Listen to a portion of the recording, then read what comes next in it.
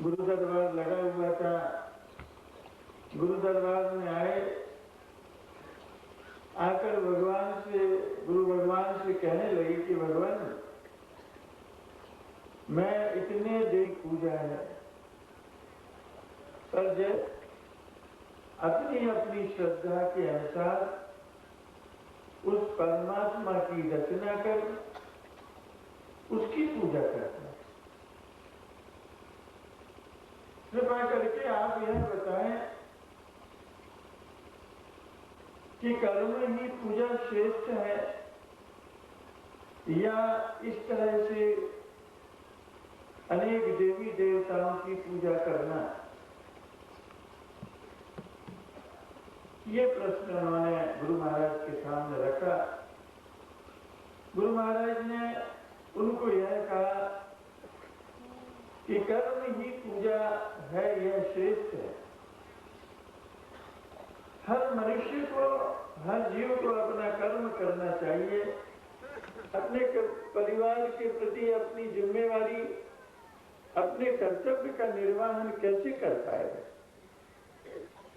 इसलिए हर मनुष्य को कर्म करना बहुत ही आवश्यक है। इसलिए कर्म ही पूजा है, यह तो श्रेष्ठ है। परंतु यदि कर्म करने के पहले, यदि कोई काम करने के पहले हम थोड़ी देर के लिए उस परमात्मा का साथ करने उसके पास बैठ जाएं, कोई काम करने जा रहे हैं, थोड़ी देर के लिए उस परमात्मा के पास, उस सद्गुरु के पास, अपने इष्ट के पास जाकर बैठ जाए, वहां से आपको 3 वस्तुएं, जैसे ही आप अपने प्रार्थना पूरी करेंगे, जैसे ही आप ध्यान पूरा करेंगे, 3 वस्तुएं आपको बिना प्रयास के कोई करना नहीं होगा और वह वस्तुएं भगवान हर एक को दे देता है। जिस समय हम ध्यान करके उठते हैं, उसी समय उस दयालु परमात्मा की ओर से 3 चीजें दे दी जाती हैं। पहली वस्तु है, जो काम आप आज करने जा रहे हैं उसकी एक रूपरेखा आपके सामने आ जाएगी कि आज मुझे काम को किस तरह से पूरा करना है। एक आपके लिए उसका मार्ग प्रशस्त हो जाएगा कि इस काम को करने के लिए हमें इनसे मिलना पड़ेगा और इस काम को पूरा करना है। तीसरी वस्तु जो प्राप्त होती है, उस काम को करने की शक्ति प्राप्त हो जाती है। इसलिए नित्य प्रति शुभ शाम गुरु महाराज की यह सत्य फलदायिनी ध्यान की क्रिया आपको बिना किसी नागे के करना है। मज्जन फल पेटिए तत्काला काक मोय पिक बकम मरा। गुरु महाराज ने कहा है कि कुछ दिन लगातार आप इसको करें और उसके बाद अपना आत्मनिरीक्षण करें, अपने अंतर में झांकें कि क्या आज के आपके स्वभाव में, आज आपके व्यवहार में और 3 माह पश्चात या 1 माह पश्चात के व्यवहार में क्या कोई अंतर आया? क्या आपके अंतर में वह हार्दिक प्रसन्नता प्राप्त हुई है जो ईश्वर का महान गुण है?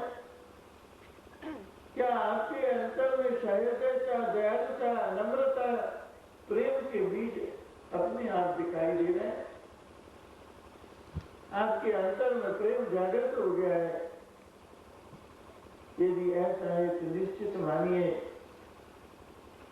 जीवन में यदि सच्ची शांति प्राप्त करना है, सचमुच में इस संसार के भव सागर के दुखों से छूटकर उस परमात्मा में एक दिन जाकर आपको विलय होना है, तो इससे सरल उपाय और कोई नहीं।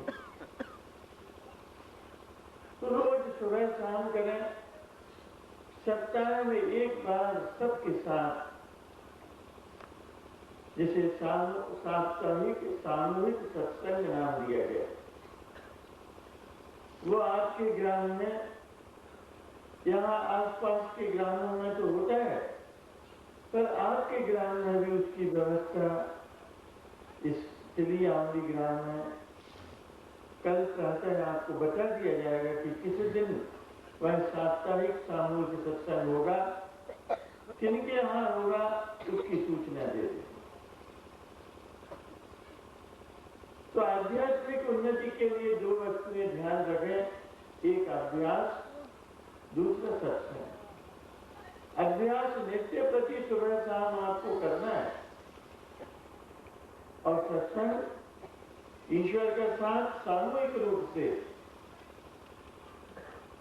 सप्ताह में एक बार सबके साथ बैठकर परमात्मा की याद करना है। निश्चित ही वह दया है, वह करुणा निदान जो हर जीव के कल्याण के लिए जिन्होंने यह एक उपाय बताया,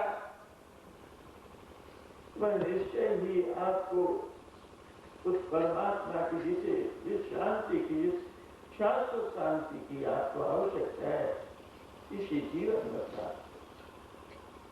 अभी हम सब ने उनकी याद की है। ये याद हमेशा हमारे हृदय में बसी रहे, हमारे हृदय में हमेशा बनी रहे, ऐसी उनसे बारंबार प्रार्थना है। एक छोटा सा उदाहरण है कि जिस समय महाभारत का युद्ध समाप्त हो गया, पांडवों को उनका राज्य